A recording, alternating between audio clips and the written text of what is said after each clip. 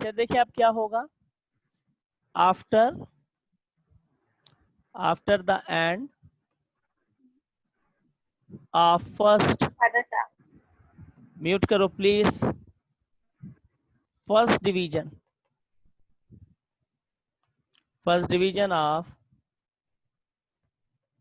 meiosis in many organism, याद रखनी है ये बात, many organisms there may be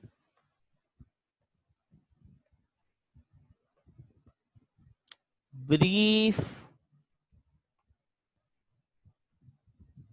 interval, जिसको आप क्या कहेंगे और इंटरफेस भी कहेंगे।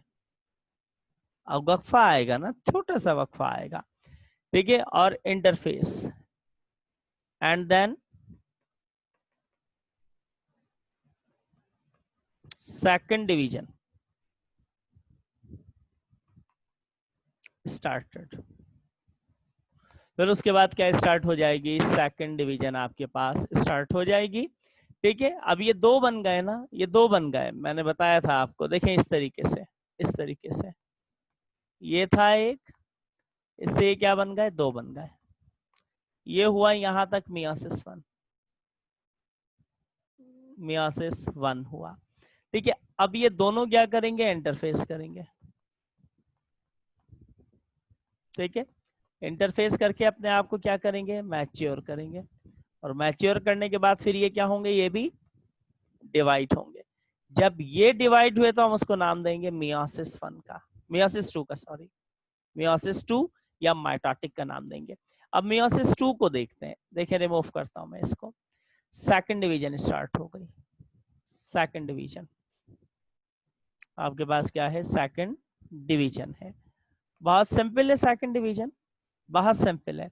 इसमें भी 4 स्टेजेस होंगी, प्रोफेस टू होगा, उसके बाद फिर क्या होगा, मेटाफेस टू होगा, तीसरा क्या होगा, एनाफेस टू होगा, और लास्ट आपके पास क्या होगी, टेलोफेस टू आपके पास होगा, ठीक है, टू होगा। अब देखें क्या होगा, मैं आपको बताऊं, देखिएगा पहली स्टेज है prophase two, prophase to,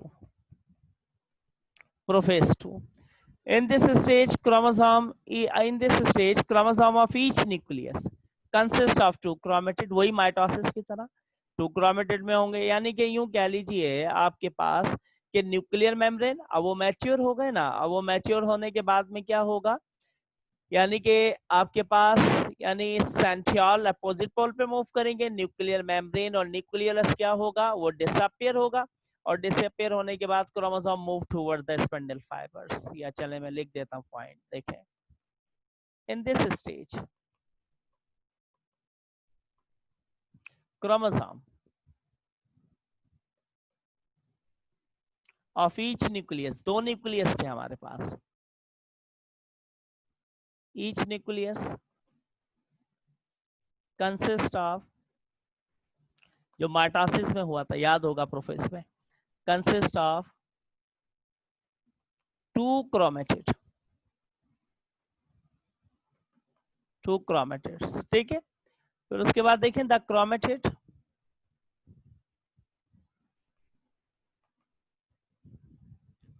of a chromosome remain separate,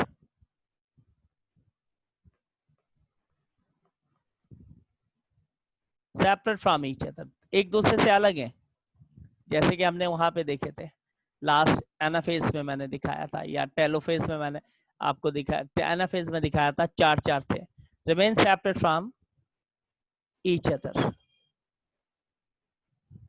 ठीक है।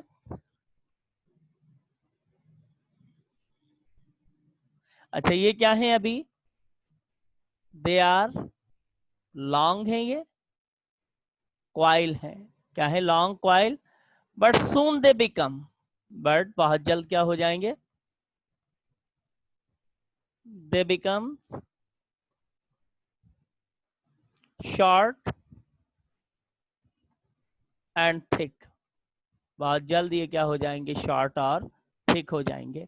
अच्छा, उसके बाद लास्ट पॉइंट, इसका लास्ट पॉइंट रिमूव करता हूं इसको, देखिएगा कि the nuclear membrane and nucleolus disappear, ये डिसअपियर्ड हो जाएगा। और इस तरीके से जो क्रोमोसोम्स हैं आके देखें कहाँ अटैच हो गए, स्पिंडल फाइबर के साथ अटैच हो गए, स्पिंडल फाइबर के साथ अटैच हो गए। ठीक है, अगर अब देख लें यहाँ पे क्रोमोसोम, ये जो क्रोमेटिड है ये और ये क्रोमेटिड दोनों एक दूसरे से सेपरेट है। जबकि माइटोसिस में क्या डिफरेंस था, देखें स्ट्रक्चरली मैंने यूं कहा था, देखें ऐसे कहा था मैंने, कहा स्ट्रक्चरली डबल थे, स्ट्रक्चरली डबल थे, अटैच थे, लेकिन ये क्रोमेटिड एक दूसरे से क्या है, सेपरेट है। क्रोमेटिड की फॉर्म में देखेंगे तो ये क्या है, इस वक्त टेट्रास। क्रोमेटिड के फॉर्म में देखेंगे तो कितने, 1 2 3 4, 4 क्रोमेटिड है। देखें मैं रिमूव करता हूँ, यहाँ देखें एक क्रोमेटिड, दूसरा, एक, दो, तीसरा क्रोमेटिड, चौथा क्रोमेटिड। और क्रोमोसोम की फॉर्म में देखेंगे, क्रोमोसोम की फॉर्म में देखेंगे तो इस वक्त कितने हैं, एक क्रोमोसोम ये है और एक क्रोमोसोम ये है। तो क्रोमोसोम्स की फॉर्म के अंदर हम इसको किसका नाम देंगे, हम इसको नाम देंगे डियार्ट्स का नाम देंगे। किसका नाम देंगे, डियार्ट्स का नाम देंगे कि ये क्या है आपके पास, ये डियार्ट्स हैं आपके पास, क्या है, डियार्ट्स हैं आपके पास, डबल हैं इस वक्त, ये दो हैं आपके पास। ठीक है, तो इस सेंस में देखेंगे तो आपके पास डियार्ट्स कहलाएंगे। अगर क्रोमेटिड के सेंस में देखेंगे तो आपके पास ये क्या कहलाएंगे, टेट्रास कहलाएंगे। ठीक है जी, अच्छा जी। अब ये डियार्ट्स अलग होंगे, डियार्ट्स अलग होंगे, देखिए टूटेगा ऐसे, ऐसे टूटेगा, ये ऊपर जाएगा ये नीचे जाएगा। डियार्ट्स अलग होंगे तो क्या बन जाएंगे, मोनार्ड्स बन जाएंगे, मोनार्ड्स बन जाएंगे ये आपके पास। ठीक है, ठीक है, वेरी गुड अमन खान। अच्छा, अब उसके बाद सेकंड स्टेज, मेटाफेज, मेटाफेज 2। अब मेटाफेज 2 में क्या होगा कि क्रोमोसोम अरेंज, इसमें क्या होगा, एक ही में क्रोमोसोम्स अरेंज इन द, किसमें, इन दी एट, सॉरी एट द, वही पता है आपको जो माइटोसिस में हुआ था, कहाँ जाएंगे, इक्वेटोरियल प्लेन के ऊपर। ठीक है, उसको मेटाफेज प्लेन भी कहते हैं। ठीक है, द क्रोमोसोम्स कंसिस्ट ऑफ आपके पास, और अब यहाँ पे हर एक के पास कितने, यानी कि एक क्रोमोसोम के पास 2 क्रोमेटिड हैं। देखिए मैं लिख देता हूं, द क्रोमोसोम्स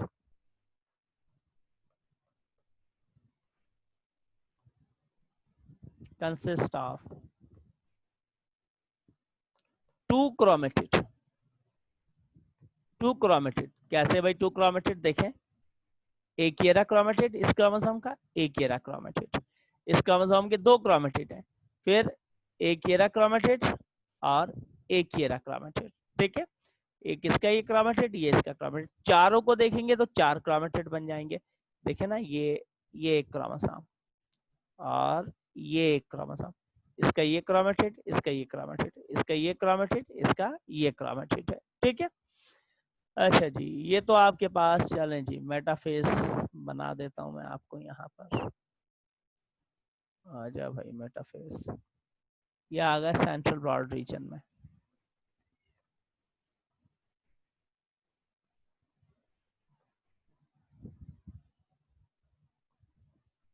ये आ गया सेंट्रल ब्रॉड रीजन में। ठीक है, मेटाफेज के बाद अब एनाफेज में क्या होगा आपको पता होना चाहिए, क्या होगा भाई बताएं जल्दी से, एनाफेज 2 में क्या होगा, जल्दी जल्दी बता दो। कॉन्ट्रैक्शन होगी या फिर shortening yes, of, very good very good, contraction या शॉर्टनिंग ऑफ माइक्रोट्यूब्यूल्स या फिर स्पिंडल फाइबर। ठीक है, अब देखिए मैं यहाँ लिख देता हूँ, द 2 क्रोमेटिड, 2 क्रोमेटिड अब क्या होंगे, are separate, are separated from each other, एक दूसरे से क्या होंगे, सेपरेटेड होंगे, separated from each other, each having its own centromere, centromere भी divide हो जाएगा ना, each having its own centromere, हर एक का क्या होगा, अपना सेंट्रोमेयर होगा। फिर उसके बाद नंबर 2, द 2 सिस्टर क्रोमेटिड, एक जैसे क्रोमेटिड, एक ही क्रोमोसोम के, 2 sister chromatid of each pair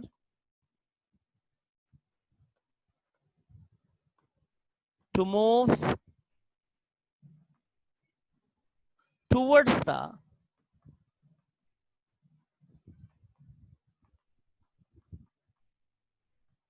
opposite poles,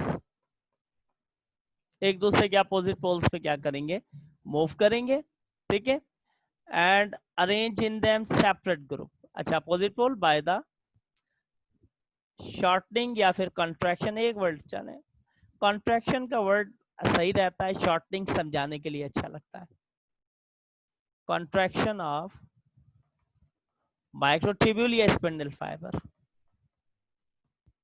spindle fibres, spindle fibres पे गए। अच्छा, उसके बाद क्या होगा, रिमूव करता हूं कि the two group of chromosomes are formed, chromosomes के क्या बन जाएंगे, 2 ग्रुप्स बन जाएंगे, और finally contraction of spindle fibre complete हो जाएगी इसके अंदर, ठीक है। अब डायग्राम ड्रॉ करके दिखाता हूं, देखिएगा इधर पर,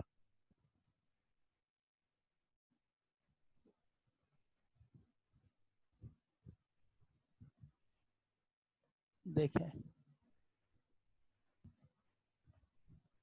अच्छा, एक पॉइंट और इस स्टेज में बड़ा इंपॉर्टेंट जो कि मुझे लिखना है, देखिए हो गए अलग, ये ऐसे थे ना, देखिएगा ये स्पिंडल फाइबर ऐसे थे, तो ये इधर से इसका ये डिवाइड हुआ, माइटोसिस में भी यही हुआ था अगर आपको याद हो।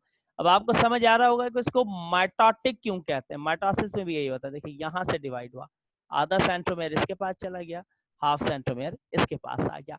मतलब इसके अंदर मैंने 3 पॉइंट लिखा है, चौथा लिख लें, द टेट्रास नहीं dyads, sorry, the dyads are change into monads, कि टेट्रास सॉरी डेयार्ड्स किसके अंदर चेंज हो रहे हैं, मोनार्ड्स में। तो मियोसिस 1 में टेट्रास से डेयार्ड्स बना था, अब डेयार्ड्स से क्या बन गया, आपके पास मोनार्ड्स बन गया। यस युश्रा, क्या हुआ, you raise your hand, Yushra, गलती से हो गया, बस यही पता था मुझे। अच्छा जी, देखिए अब समझ आ रही है ना, देखिए माइटोसिस में भी यही हुआ था, माइटोसिस में भी यही हुआ था अगर आपको याद हो। Last stage telophase, telophase 2। अब देखें क्या होगा, around each group of chromosome,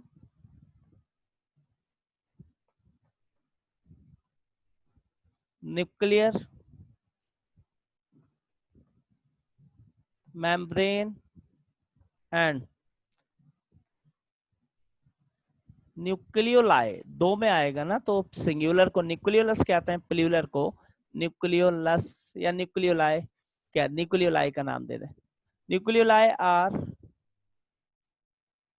reappear, क्या हो जाएंगे, रीअपियर हो जाएंगे, स्पेंडल फाइबर जो था वो खत्म हो चुका है, ठीक है।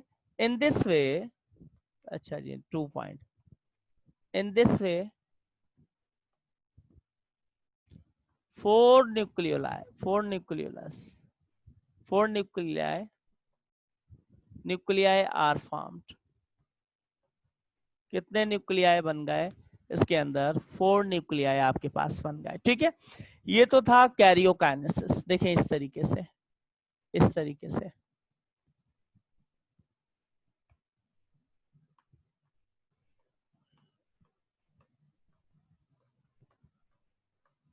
ये 1 है और ये 2 है आपके पास। अब ये क्या करेंगे, अब ये क्या करेंगे, ये तो मैं बस, ये तो यहाँ पे एंड हो जाता है ना, लेकिन मैं आपको बताता चलूं। अब ये क्या करेंगे, अब ये माइटोसिस करेंगे, माइटोसिस करेंगे। माइटोसिस करते जाएंगे। ये जर्म सेल्स हैं, जर्म सेल्स, जर्म सेल्स हैं। माइटोसिस करेंगे और बिलियंस की तादाद के अंदर ना, मिलियंस की तादाद के अंदर क्या बना लेंगे, माइटोसिस करके स्पर्म्स बना लेंगे।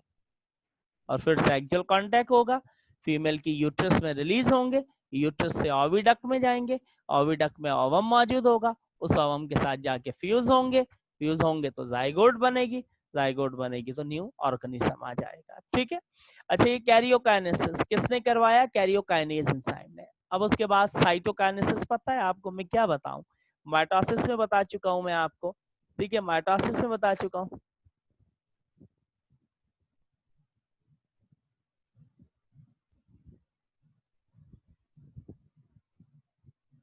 अच्छा जी, अच्छा ओवम तो 2 ही बनते हैं। ठीक है, मैं देखें यहाँ पे क्या होगा कि oogenesis का जो प्रोसेस है ना, oogenesis का प्रोसेस जिसके अंदर आपके पास क्या होता है, ओवम की फॉर्मेशन होती है बेसिकली तौर के ऊपर। देखिए मेल के अंदर तो क्या होता है, बिलियंस की तादाद के अंदर किसकी फॉर्मेशन हो जाती है, स्पर्म की फॉर्मेशन हो जाती है। लेकिन फीमेल के अंदर ये कंडीशन थोड़ी सी आपके पास क्या होगी, डिफरेंट होगी, क्योंकि फीमेल में क्या होता है, पहले तो प्राइमरी ओसाइट्स बनेंगे, फिर सेकेंडरी ओसाइट्स बनेंगे, फिर सेकेंडरी ओसाइट से आपके पास क्या बनता है, मैच्योर ओवम बनता है। लेकिन अब यहाँ पे क्या होता है, यहाँ पे लिमिटेड माइटोसिस होती है, क्योंकि बनते कितने हैं, 4, बनते कितने हैं, 4।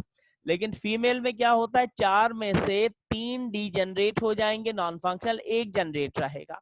ठीक है, तो जो फीमेल के हैं वो माइटोसिस नहीं करेंगे, मेल के जो हैं वो मियोसिस के बाद क्या करते हैं, माइटोसिस कर लेते हैं, अपने नंबर्स को क्या करते हैं, इंक्रीज कर लेते हैं।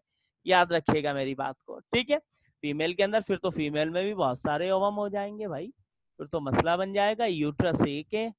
ठीक है ना, फिर कैसे क्या मामला कैसे चलेंगे। ठीक है, चलें जी, उसके बाद आगे चलते हैं, आगे चलते हैं इसकी सिग्निफिकेंस के ऊपर, इंपॉर्टेंस के ऊपर। देखें इसका बड़ी, यानी कि बड़ी एक अच्छी डिवीजन है, यानी कि सेक्सुअली रिप्रोड्यूसिंग एनिमल्स में होगा ना। मैं कहता हूं इसलिए in the course of time every living organism reach maturity ready to produce reproductive cells, gamete in the case of the animals, spore in the case of the plants. Gametes formation to reduce the number of chromosome. Number 1 क्या होगा, germ cells में होगा, मैं short में लिख रहा हूँ, gametes formation होगी, gamete formation to reduce number of chromosomes, chromosomes reduce होंगे। नंबर 2 यानी कि इसके अंदर क्या होगा, at the time of fertilisation by the fusion of 2 haploid gamete, diploid organism. ठीक है, diploid organism is produce. Haploid से क्या होता है, इसके अंदर हैप्लॉइड से डैप्लॉइड ऑर्गेनिजम्स बनता है, डैप्लॉइड ऑर्गेनिज्म बनेगा।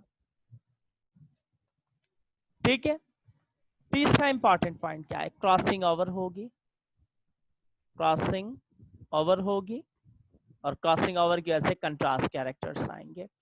चौथा पॉइंट इसके अंदर क्या बनेगा, क्रोमोसोम्स की क्वांटिटी एंड क्वालिटी। ठीक है, क्वालिटी एंड क्वांटिटी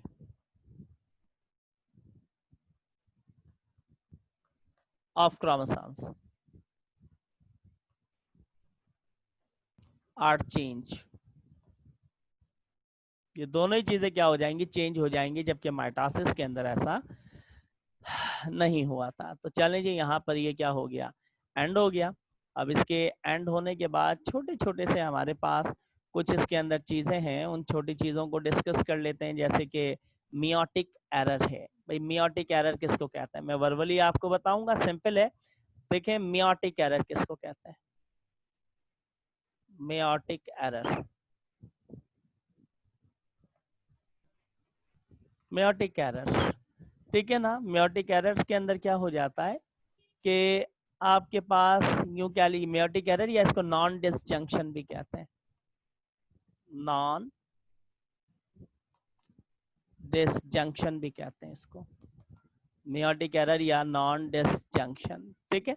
अब मियोटिक एरर या नॉन डिसजंक्शन बेसिकली इसको क्यों कहा जाता है, क्योंकि देखें आपने देखा था ना कि अभी डिवीजन हुई और डिवीजन के दौरान आपने देखा कि नंबर ऑफ क्रोमोसोम्स जो थे वो आपके पास बैलेंस तौर के ऊपर क्या हो गए थे, इक्वल हो गए थे, बैलेंस तौर के ऊपर कोई ऐसी कंडीशंस इनके अंदर डेवलप नहीं हुई थी।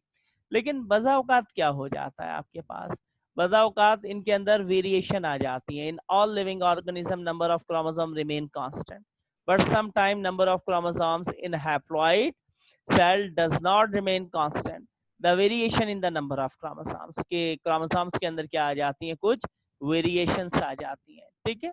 यानी कि यूं कह लीजिए इसको meiotic error को कि आपके पास क्या है, equal unequal distribution of chromosome, unequal distribution of chromosome,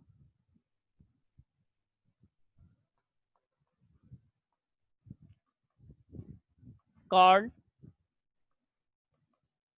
meiotic error, कि अनइक्वल डिस्ट्रीब्यूशन ऑफ क्रोमोसोम्स हो जाती है, जिसको हम मियोटिक एरर का नाम देते हैं। कैसे, देखें यहां पर ये थी ना डायग्राम,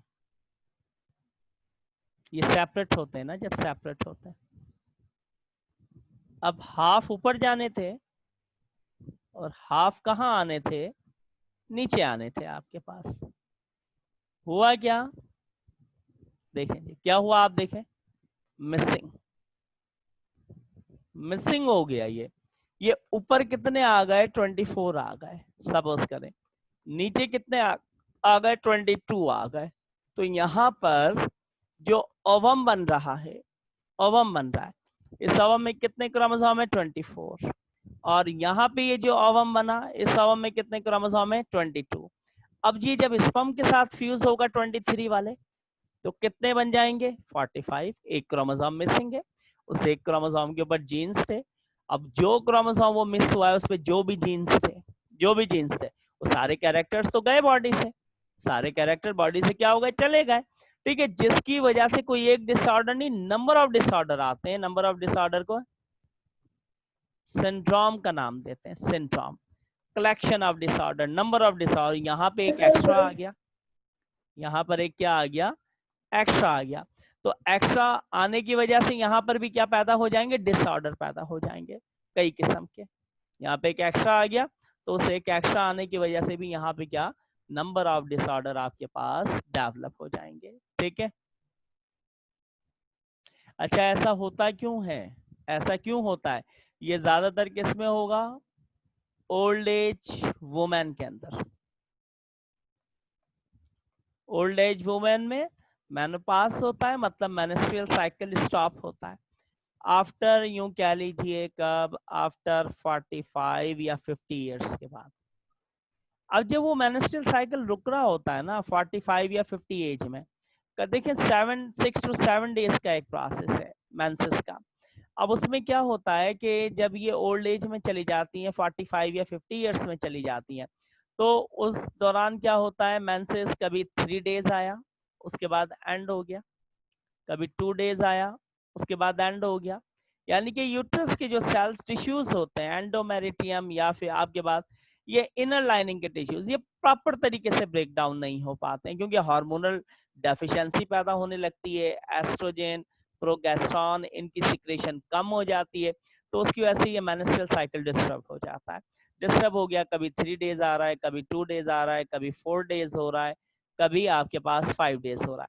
तो जब मेंस्ट्रुअल साइकिल ही बैलेंस नहीं है, तो ऐसे में ओवम की फॉर्मेशन कैसे इक्वली डिस्ट्रीब्यूशन हो जाएगी, वो तो इक्वली डिस्ट्रीब्यूशन नहीं होती है। देखें अगर कोई भी फीमेल, अगर इवन यंग गर्ल है कोई, वो प्रेग्नेंट नहीं हो पा रही, तो सबसे पहले गायनेकोलॉजिस्ट उसके मेंस्ट्रुअल साइकिल को चेक करेगा या करेगी कि मेंस्ट्रुअल साइकिल प्रॉपर है। अगर मेंस्ट्रुअल साइकिल उसका प्रॉपर 6 to 7 डेज हो रहा है तो उसके अंदर फिर किसी ब्लड की डेफिशिएंसी हो सकती है, या फिर उसकी ओविडक्ट के ऊपर स्वेलिंग हो सकती है जिसकी वजह से ओविडक्ट ब्लॉक हो जाती है, स्पर्म एंटर नहीं हो पाता है।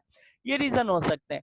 अगर सारी चीजें यानी कि ओविडक्ट पे स्वेलिंग भी नहीं है, वो भी सेट है, और इसके अलावा जो है यानी कि यूं कह लीजिए कि मेंस्ट्रुअल साइकिल भी जो है प्रॉपर चल रहा है, तो फिर ये कुदरत की तरफ से कोई ना कोई फॉल्ट हो सकता है, तो ये ओल्ड एज वुमेन के अंदर होगा।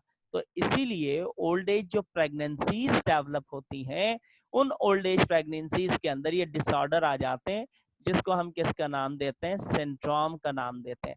इसीलिए अवॉइड किया जाता है कि ओल्ड एज के अंदर यानी कि यूं कह लीजिए कि प्रेगनेंसीज को डेवलप करने से। यही तो वजह है ना, ड्यूरिंग मैरिजेस टाइम आप देखते हैं मेल की एज ज्यादा होती है और फीमेल की एज क्या होती है, कम होती है। इसीलिए फीमेल की एज कम होती है क्योंकि वो स्ट्राइल होने वाली है, स्ट्राइल, स्ट्राइल बांझ को कहते हैं। और उसके अंदर ये प्रोसेस 12 या 13 ईयर में स्टार्ट हुआ था और जाकर के 45 या 50 ईयर्स में क्या हो जाएगा, ये साइकिल बंद हो जाएगा, बंद हो जाएगा। उसके बाद भाई ये चैप्टर ही एंड होने वाला है, अभी क्या एक से सुन के जाओ, बस इसको खत्म करके जाओ एक से इस चैप्टर को ना, ठीक है, इसको एंड करके जाए। अच्छा जी, चलें उसके बाद आपको पता चल गया नॉन डिसजंक्शन क्यों होता है, ठीक है ना, नॉन डिसजंक्शन क्यों होता है। अब उसके बाद कुछ चीजें हैं मैं आपको वर्बली बता देता हूं कि हेट्रोपोलाइडी किसको कहते हैं, change in the normal number of chromosomes. देखें हेट्रोपोलाइडी, देखें क्या हो, change in the normal number of chromosomes, कि अगर चेंजिंग पैदा हो जाए नॉर्मल नंबर ऑफ क्रोमोसोम में, उसको हेट्रोपोलाइडी का नाम देते हैं, ठीक है। Hetero means different, hetero means different, ठीक है। अभी आपने देखा चेंजिंग तो एक तरफ 24 बने, एक तरफ 22 बने, ये फ्यूज होगा 23 के साथ, ये 47 बनाएगा, माय गॉड। ये 23 के साथ फ्यूज होगा तो ये कितने 45 बनाएगा, यहाँ एक मिसिंग है, ठीक है, और यहाँ पे एक एक्स्ट्रा मौजूद है, एक्स्ट्रा मौजूद है, ठीक है।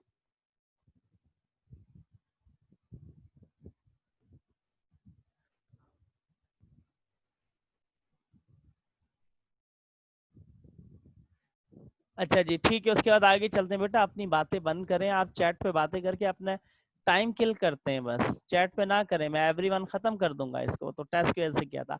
अच्छा देखें फिर क्या है, most animal have two of each kind of chromosome but some आपके पास क्या है, more two of every homologous, ठीक है ना। अब पोलीपोलाइडी क्या है, पोलीपोलाइडी, हेट्रोपोलाइडी तो समझ आ गया, पोलीपोलाइडी क्या है, पॉलीपोलाइडी कहते हैं कि देखें यहाँ पर ना कि बास के अंदर क्या मुसीबत है यार, क्या चैट किया है किसी ने। अच्छा देखिए उसके बाद पोलीपोलाइडी, पोली मीन्स मैनी, पोली मीन्स क्या होता है आपके पास, मैनी। देखिए क्या हो कि 2n प्लस n, ये बन गया 3n, क्या बन गया 3n, ठीक है ना। मतलब यहाँ पर कितने क्रोमोसोम्स हैं, यहाँ पर एक एक्स्ट्रा आ गया ना, 24 प्लस 23, कितने हो गए 47 हो गए। अगर ये 3n प्लस n हो जाए 4n हो जाएगा, अगर ये 4n प्लस n हो जाए कितना हो जाएगा आपके पास, यानी कि सॉरी 3n, कितना हो जाएगा 5n। यानी कि जैसे जैसे क्रोमोसोम आते रहेंगे, जैसे इसके अंदर 3n था ना, तो मैंने कहा 25 प्लस 21, तो सॉरी 23, तो देखिए कितने ज्यादा क्रोमोसोम्स क्या होते जा रहे हैं, बढ़ते जा रहे हैं। यहाँ 48 हो गए, यहाँ पे कितने हो जाएंगे 49 हो जाएंगे ना, इस तरीके से ये नंबर ऑफ क्रोमोसोम्स बढ़ते जाएंगे। तो प्लांट्स के अंदर, प्लांट्स के अंदर क्या होता है, पोलीपोलाइडी होता है, 1 2 3 4 भी मिसिंग हो सकते हैं, 5 भी मिसिंग हो सकते हैं, लेकिन एनिमल्स के अंदर ज्यादा से ज्यादा 1 या 2, बस एक ज्यादा से ज्यादा, बस इससे ज्यादा मिसिंग नहीं हो सकता। अच्छा ये कंडीशंस भी हो सकती हैं, और आपके पास ये वाली कंडीशंस भी हो सकती हैं, मतलब आपके पास यूं कह लें कि n, ठीक है ना, n मुराद क्या होगा 23 माइनस 1 यानी कि 22 हो गए आपके पास। एक तरफ ज्यादा होंगे तो एक तरफ क्या हो जाते हैं, कम भी हो सकते हैं आपके पास। तो अब ऐसे में कुछ सिंड्रोम पैदा हो जाते हैं, जैसे कि आपके पास यानी कि एक ट्राइसोमी यानी कि डाउन सिंड्रोम है, एक डाउन सिंड्रोम,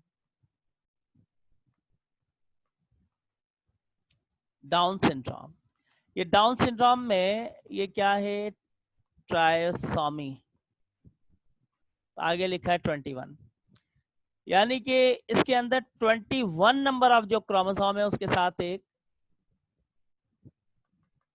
एडिशनल यानी कि यूं कह लीजिए कि एडिशनल क्रोमोसोम्स आके अटैच हो जाएगा, एडिशनल क्रोमोसोम्स 21 नंबर जो है उसके साथ आके एक एडिशनल क्रोमोसोम्स अटैच हो गया। जब एक एडिशनल अटैच हो गया तो ये या तो ये हो जाएंगे या फिर ये हो जाएंगे।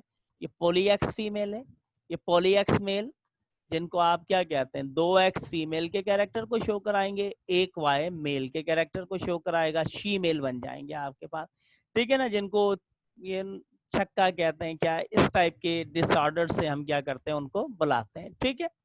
तो डाउन सिंड्रोम के अंदर क्या होगा, डाउन सिंड्रोम जो है याद रखिएगा कि आपके पास तकरीबन हर 900 में से एक बर्थ ऐसी होगी जो डाउन सिंड्रोम होगी, ठीक है।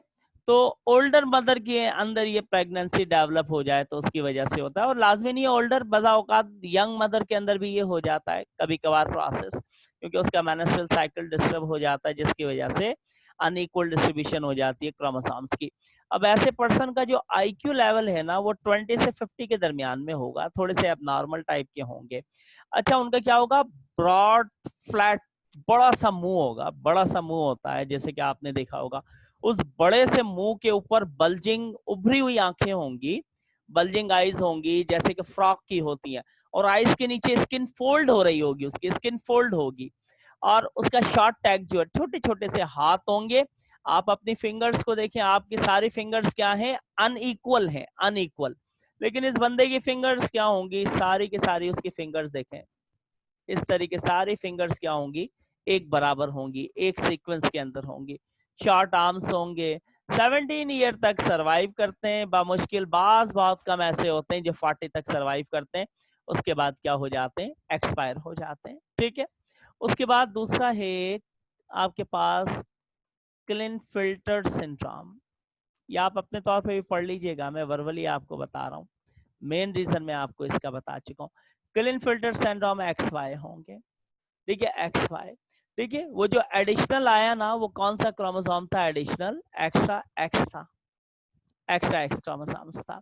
ये क्या है, 1000 मेल बर्ड्स आपके पास, 1000 में किसी एक के अंदर ये कंडीशन होगी, ठीक है। इसके अंदर एक्स्ट्रा क्रोमोसोम आ जाएगा, मतलब 2n+1, यानी कि आपके पास क्या है 46+1 47, एक एडिशनल, और वो एक एडिशनल ये एक्स आ रहा है।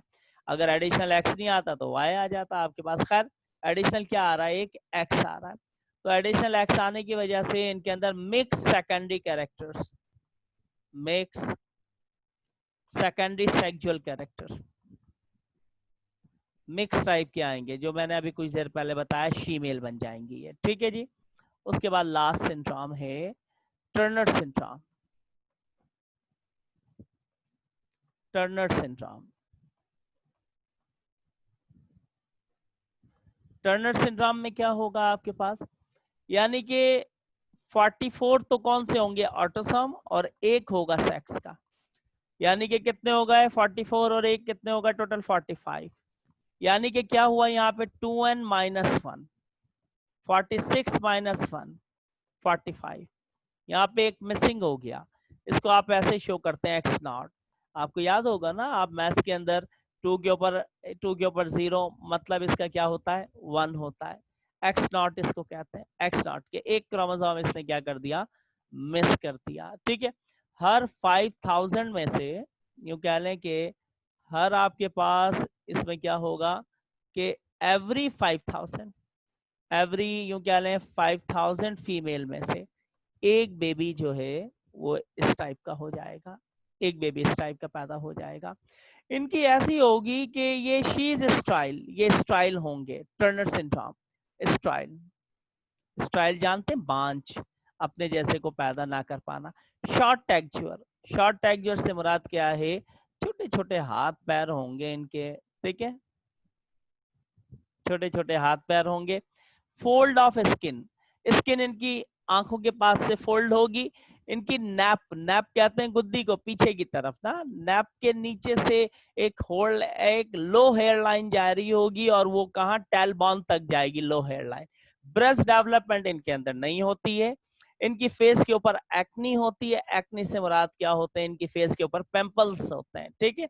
Body language is not good.